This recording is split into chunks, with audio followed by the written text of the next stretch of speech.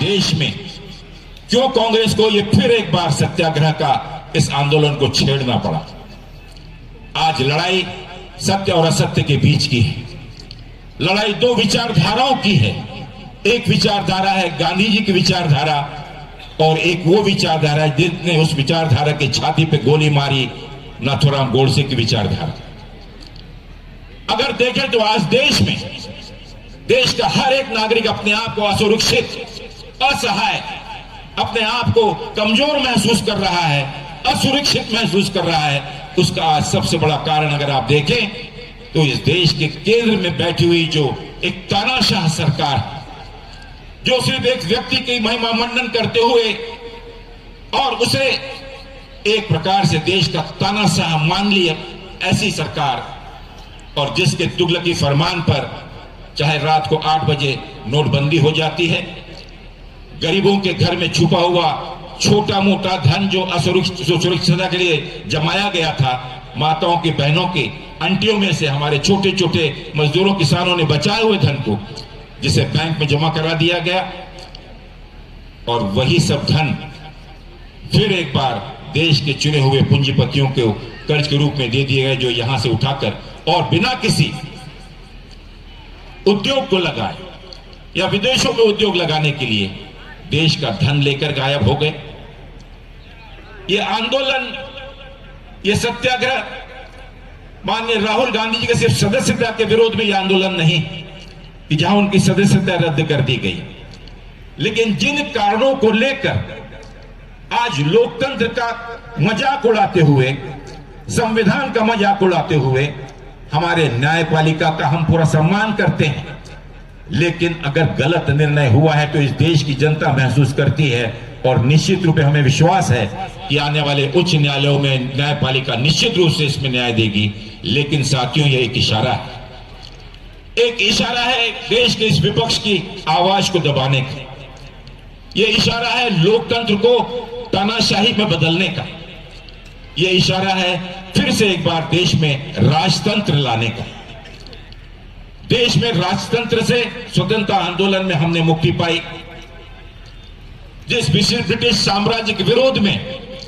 माननीय राष्ट्रपिता महात्मा गांधी जी के दिए गए सबसे बड़े अस्त्र सत्याग्रह को लेकर उनका देश की जनता ने मुकाबला किया। जिस आंदोलन में इस देश का गरीब, पीड़ित, आदिवासी, दलित,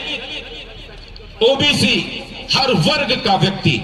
बिना किसी जात पात को देखे हुए, बिना किसी धर्म को देखते हुए इस आंदोलन में समाहित हुआ, और उसने जिस साम्राज्य का कभी सूर्य नहीं ढलता था उसे भी इस देश को छोड़कर जाने पर मजबूर किया। उस राष्ट्रपिता महात्मा गांधी जी के उन्हीं आदर्शों को लेकर और उसी सूत्र को और उसी अस्त्र को लेकर पिछले दिनों राजघाट पर माननीय कांग्रेस अध्यक्ष मल्लिकार्जुन खड़गे जी, आदरणीय प्रियंका गांधी जी और उनके नेतृत्व में अखिल भारतीय कांग्रेस कमेटी के सभी कांग्रेस वर्किंग कमेटी के सदस्य, मुख्यमंत्रीगण, उन्होंने इस सत्याग्रह की शुरुआत की। उसका उद्देश्य मात्र यही था साथियों कि आपने देखा कि आज किन प्रश्नों को पूछने के विरोध में डर कर, घबरा कर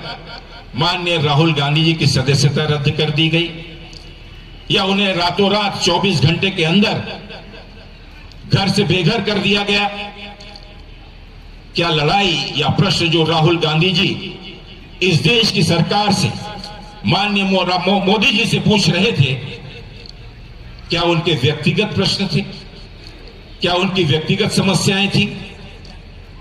जिन प्रश्नों को लेकर अगर 2014 से आप देखें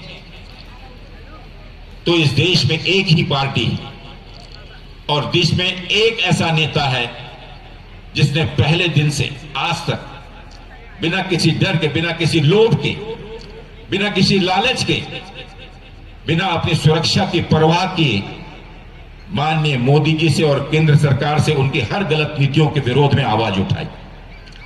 संसद से सड़क तक संघर्ष करते हुए अगर किसानों के विरोध में काला कानून लाया तो किसानों के साथ सड़कों पर शामिल हुए। अगर इस देश में महंगाई बढ़ी तो उस महंगाई के विरोध में सरकार से प्रश्न पूछा। अगर इस देश में जो वादा इस सरकार ने और माननीय मोदी जी ने किया था कि हर साल देश में 2 करोड़ नौजवानों को नौकरी वो मुहैया करवाएंगे, तो उन्होंने यही तो प्रश्न पूछा था ना कि इन 8 सालों में वो 16 करोड़ नौकरियां आपने किसको दी, देशवासियों को बताइए। माननीय राहुल गांधी जी ने यही प्रश्न पूछा संसद में कि जिस अडानी जी को, जैसा सुबोध जी ने कहा कि आज आपने पाताल से लेकर आकाश तक और जितने भी सार्वजनिक उपक्रम थे जो कि जनता के लिए, जनता के द्वारा और जनता के फायदे के लिए, बराबरी के हिस्सेदारी बनाने के लिए कांग्रेस की सरकारों ने बनाई थी, उन सभी उपक्रमों को लाइन से, चाहे रेलवे हो, चाहे आपका एयरपोर्ट हो, चाहे आपका जहाज का बंदरगाह हो, चाहे हमारे बड़े बड़े उपक्रम हो, खदानें हो, बिजली उत्पादन करने के संयंत्र हो, अगर आप गिनती कर लें तो इन सभी उपक्रमों को लाइन से आज निजीकरण हाथों प्राइवेट को चंद पूंजीपतियों को बेचा जा रहा है। इसका इशारा आप समझ लीजिए साथियों कि आज जिन उपक्रमों को आपके, हमारी, इस देश की जनता की भलाई के लिए और एक देश के अंदर, समाज के अंदर एक समानता लाने के लिए जिस कांग्रेस ने एक समाजवादी नीतियों को अपनाकर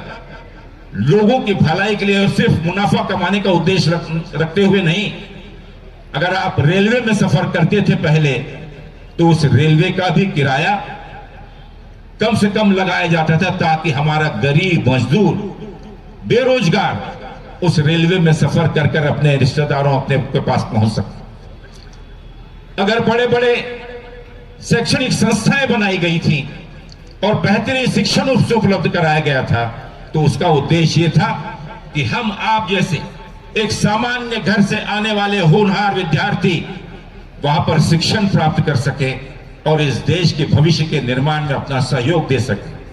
आने वाले दिनों में आत्मनिर्भर होकर वे व्यवसाय या कहीं पर नौकरी कर सके। लेकिन आपने देखा कि बड़े बड़े मॉल खोले जा रहे हैं। उद्देश्य मात्र यह है कि इस देश के छोटे छोटे व्यापारी जो सड़कों पर,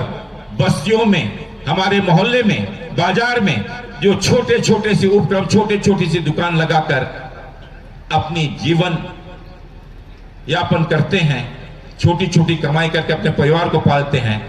आज माननीय मोदी जी और ये केंद्र की सरकार उन सभी उद्योगों को और छोटे व्यापारियों का मुंह बंद कर कर बड़े बड़े मॉलों में,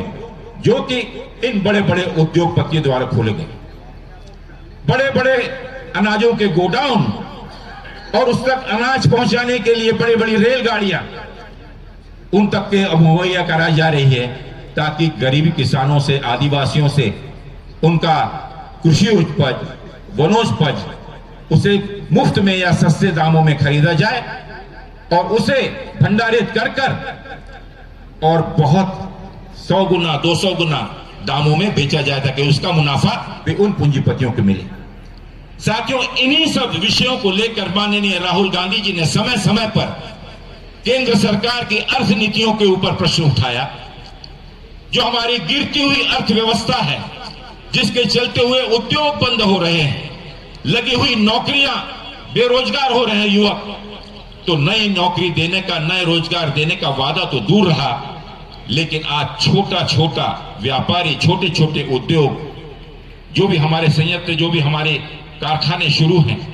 जो भी हमारे उपक्रम यहां पर शुरू हैं, वो भी बंद होने के कगार पे हैं या बंद हो चुके हैं। पूरे विश्व में कोरोना जैसा एक इतनी बड़ी विपत्ति हम सब पर आई, देश की आर्थिक स्थिति कमजोर हुई, आवश्यकता थी। कई लोगों ने अपने सबों को खोया, कई लोग अपने आप को बेसहारा महसूस किया। मैं बधाई देना चाहूंगा हमारे उन कोरोना के वॉरियर्स को, और विशेष रूप से झारखंड में जिस प्रकार से हमारे कांग्रेस के कार्यकर्ताओं ने अपने प्राणों की परवाह न करते हुए और लोगों तक पहुंचकर उन्हें मदद करने का जो सफलतम प्रयास किया, मैं समझता हूं कि आपत्ति की इस घड़ी में कांग्रेस के असली आदर्शों को लेकर जब वो पहुंचे हुए हैं, तो वो वास्तविकता में इस कांग्रेस के मूल्य को और इस देश के अंदर लोगों के साथ कंधे से कंधा मिलाकर उनके सुख दुख में शामिल करने का जो सफलतम प्रयास उन्होंने किया, उसके लिए मैं उन्हें बधाई देना चाहता हूं। एक प्रेरणा उनसे मिलती है कि जब हम पर किसी प्रकार का संकट आता है,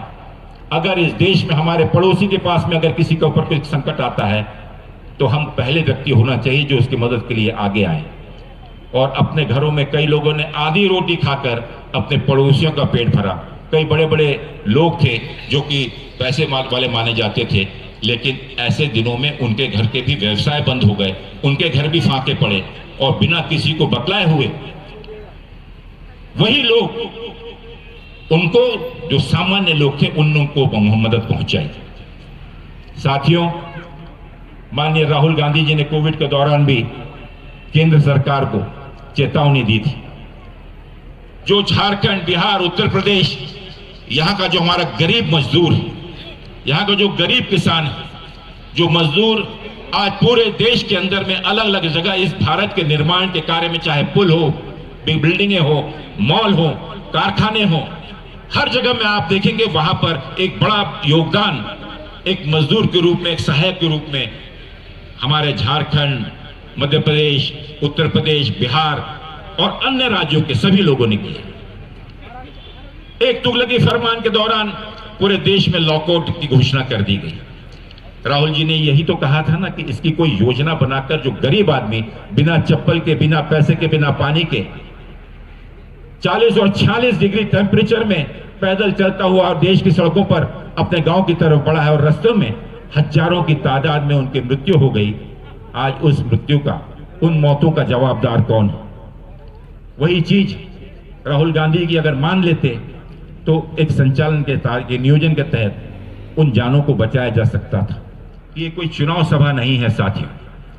ये कोई वोट मांगने वाली सभा नहीं, ये एक जन आंदोलन है, ये एक सत्याग्रह है जो आज पूरे देश में कांग्रेस का कार्यकर्ता सड़कों पर, नुक्कड़ों पर, गांवों में, पंचायतों में, लोगों के घर घर में जाकर इस संदेश को लेकर लोगों में एक जागरूकता पैदा करने का प्रयास करने का यह सत्याग्रह है। और यह सत्याग्रह आने वाली बड़ी चुनौती का सामना करने के लिए इस देशवासियों को तैयार रहने का भी एक चुनौती देने का भी एक सत्याग्रह है। यह सत्याग्रह निश्चित रूप से, जैसा हमारी बहन गीता कोड़ा जी ने कहा, कि 2024 का यह चुनाव एक निर्णायक चुनाव होगा, जहां पर इस देश की दूसरी स्वतंत्रता के लिए जो आंदोलन हमने शुरुआत किया है, फिर से एक स्वतंत्रता का आंदोलन हमें जीतना होगा। और वो तब तक हम सफल नहीं हो पाएंगे साथियों, जब तक केंद्र में बैठी अलोकतांत्रिक, अनैतिक, जो संविधान पर या लोकतंत्र पर विश्वास नहीं रखती, ऐसी तानाशाह भाजपा की सरकार को हम उखाड़ कर नहीं फेंकते। और उसके लिए आवश्यक है कि आज से हमको तैयारी करनी होगी। इस देश के उन करोड़ों लोगों को इस चीज के लिए जागरूक करना होगा जो इस देश की दशा और दिशा 2024 के बाद इस देश की सेवा कौन करेगा, उसका निर्णय लेंगे। और इसीलिए कांग्रेस ने पहल की है। हमारे आदरणीय नेता मल्लिकार्जुन खड़गे जी और उनके नेतृत्व में माननीय राहुल गांधी जी, हमारे सभी समस्त श्रेष्ठ नेतृत्व ने और अन्य दलों के भी सम्माननीय नेताओं ने अपना सहयोग, अपना योगदान देकर इस देश में एक नई आशा और उम्मीद उन सभी वर्गों के बीच में जागृत की है, जहां पर एकजुट होकर भारतीय जनता पार्टी से मुकाबला करने के लिए हम सब लोगों को सजग और तैयार रहना है। आज के इस सत्याग्रह कार्यक्रम में मैं आपसे यही निवेदन करने आया हूं साथियों, कि आइए हम सब मिलकर एक संकल्प लें कि ये लड़ाई जो माननीय राहुल गांधी जी के नेतृत्व में, जो माननीय मल्लिकार्जुन खड़गे जी के नेतृत्व में, जिस कांग्रेस कार्यकर्ताओं के अगनी से, उनके संघर्ष से जो ये संघर्ष जो शुरू हुआ है, आज इस संघर्ष को लेकर, इस संदेश को लेकर यहां बैठा हुआ हर वो पदाधिकारी, चाहे सामने बैठा हो चाहे इन मंच पर बैठा हो, मैं सबसे यही निवेदन करूंगा साथियों कि ये समापन इस यात्रा का और इस अलख का यहां पर और तेज जलाने का ये समापन, इस यात्रा का ये सत्याग्रह का समापन नहीं। तो कृपा करके ये ना हो कि हम सब इस सत्याग्रह के कार्यक्रम में पिछले 15 दिनों से जो आक्रोश, जो हजारों की संख्या में कांग्रेस के कार्यकर्ता सड़कों पर निकलकर इस सभा में शामिल हुए, मैं धन्यवाद और सलाम करना चाहता हूं सभी जिला कांग्रेस कमेटी के अध्यक्षों का, हमारे प्रखंडों के अध्यक्षों का, जिन्होंने इन सभी 24 जिलों में जो एक उम्मीद की, एक सत्याग्रह की, एक क्रांति की अलग जलाई है। ये अलग यहां नहीं बुझनी चाहिए। ये अलग को लेकर, इस संदेश को लेकर एक संकल्प के साथ हम अपने अपने गांव में, नुक्कड़ों में, पंचायतों में, शहरों के घर घर वार्डों में जाएं और आने वाली इस बड़ी चुनौती का सामना करने के लिए लोगों को जागरूक करें और अपने नेता आदरणीय राहुल गांधी जी के नेतृत्व में, जैसा कि भाई बंधु तिर्के जी ने कहा कि हम लड़ेंगे और हम जीतेंगे, इसी आत्मविश्वास के साथ हमें आगे बढ़ना है। मैं आप सबको हृदय से बहुत बहुत बधाई में शामिल हुए आप सबको बहुत बहुत धन्यवाद। जय हिंद, जय झारखंड, जय कांग्रेस। बहुत बहुत धन्यवाद आदरणीय श्री अविनाश पांडे जी को, जिन्होंने अपने संबोधन में हम सभी कांग्रेस जनों के लिए संदेश दिया है।